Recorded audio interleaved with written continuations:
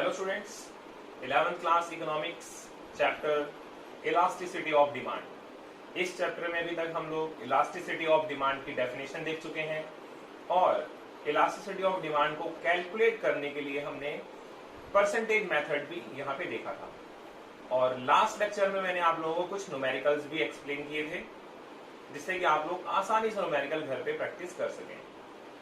और मुझे लगता भी है आप लोगों ने न्यूमेरिकल की प्रैक्टिस कर ली होगी। आज हम देखने जा रहे हैं types of elasticity of demand. Elasticity of demand कितने टाइप की होती है और उन्हें हम जानेंगे आज। ठीक है, एग्जाम में 1 मार्क्स का क्वेश्चन यहां से बनेगा types of elasticity of demand से, जो कि मल्टीपल चॉइस क्वेश्चन भी हो सकता है या फिर डेफिनेशन वाला भी क्वेश्चन हो सकता है।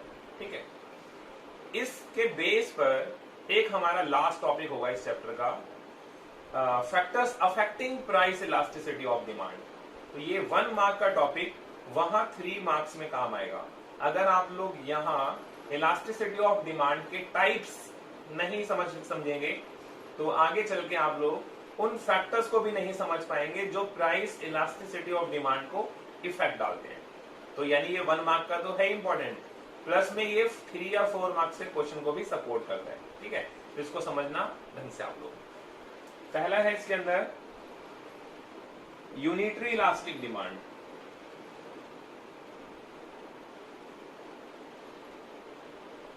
यूनिटरी इलास्टिक डिमांड जिसे हम बोलते हैं ईडी इज इक्वल टू 1। ये कब होता है? जब percentage change in price exactly equal to percentage change in quantity demanded. यानी जब प्राइस में परसेंटेज चेंज क्वांटिटी में परसेंटेज चेंज के बराबर होता है तो इसे बोलते हैं यूनिटरी इलास्टिक डिमांड। ठीक है, इसे हम एक ग्राफ से देखेंगे। y एक्सिस पे हमेशा प्राइस और x एक्सिस पे क्वांटिटी डिमांडेड।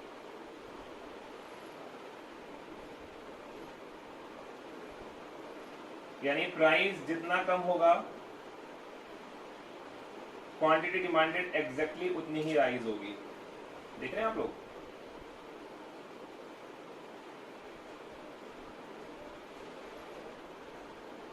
यहां जो डिमांड कर्व बनेगा वो होगा रेक्टेंगुलर हाइपरबोला। रेक्टेंगुलर हाइपरबोला यानी इस कर्व के नीचे जितने भी रेक्टेंगल्स बनेंगे उन सभी का एरिया बिल्कुल इक्वल होगा। ठीक है, इसे बोलते हैं यूनिटरी इलास्टिक डिमांड। सेकंड देखिए,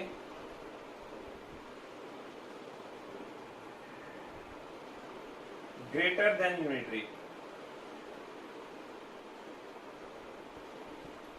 यानी इलास्टिसिटी ऑफ डिमांड जब 1 से ज्यादा होगी। जैसे आप लोगों ने न्यूमेरिकल की प्रैक्टिस किया होगा ना, जब आप लोगों ने न्यूमेरिकल की प्रैक्टिस किया होगा तो वहां पे कभी आपका आंसर 1 से ज्यादा आ रहा होगा, कभी आंसर 1 से कम आ रहा होगा, कभी आंसर 1 भी आ सकता है। तो उसके बेस पे ही है ये। यहां क्या होता है? परसेंटेज चेंज इन प्राइस कम होता है और परसेंटेज चेंज इन क्वांटिटी ज्यादा होती है। तो इसको बोलते हैं unitary elastic, greater than unitary elastic यानी 1 से ज्यादा। क्वांटिटी डिमांडेड में ज्यादा चेंज होगा और प्राइस में कम चेंज होगा, तो आपका आंसर हमेशा 1 से ज्यादा ही आएगा।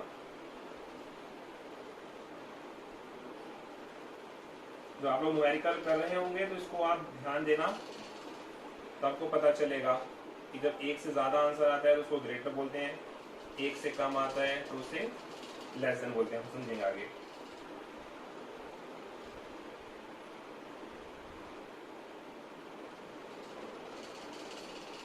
देखिए, यहां प्राइस में कम चेंज है और क्वांटिटी में ज्यादा चेंज है।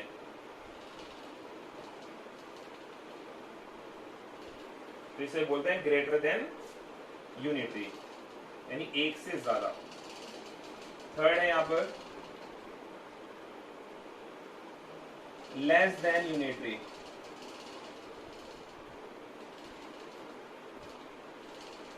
जब इलास्टिसिटी ऑफ डिमांड 1 से कम होती है। इलास्टिसिटी ऑफ डिमांड जब 1 से कम आती है, ये कब होता है? जब प्राइस में परसेंटेज चेंज ज्यादा होता है और क्वांटिटी डिमांडेड में परसेंटेज चेंज कम होता है। ठीक है, जब क्वांटिटी में परसेंटेज चेंज कम होता है तो उसे बोलते हैं unitary elastic demand.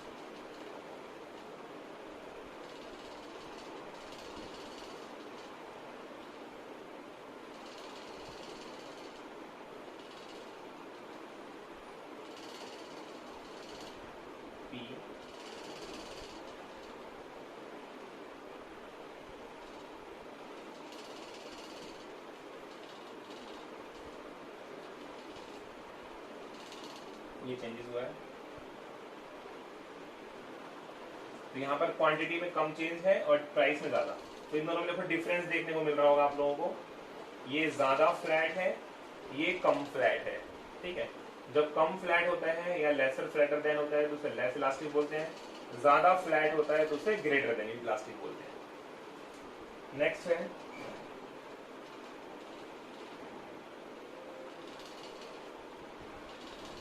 Perfectly elastic.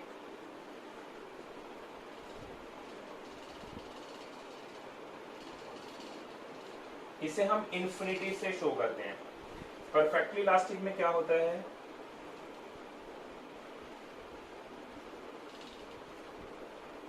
जिसमें हमारे प्राइस में कोई चेंज नहीं होता, लेकिन क्वांटिटी इंक्रीज और डिक्रीज होती रहती है। यानी प्राइस में कोई चेंज नहीं होगा, लेकिन क्वांटिटी कभी बढ़ेगी, क्वांटिटी कभी घट जाएगी। ये देखो Q1, Q2, लेकिन उसका प्राइस हमेशा फिक्स रहेगा।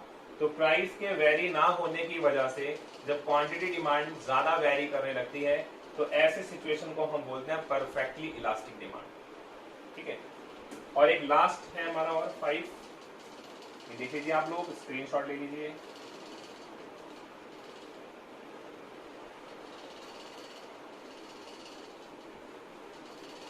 इसको आप लोग अपनी नोटबुक में नोट करके प्रैक्टिस करेंगे तो ज्यादा बेटर होगा।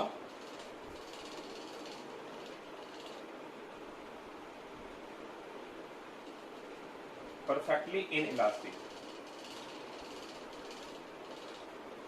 ये वो सिचुएशन होती है जहां पर प्राइस तो चेंज होगा लेकिन उसकी डिमांड पर कोई भी फर्क नहीं पड़ेगा।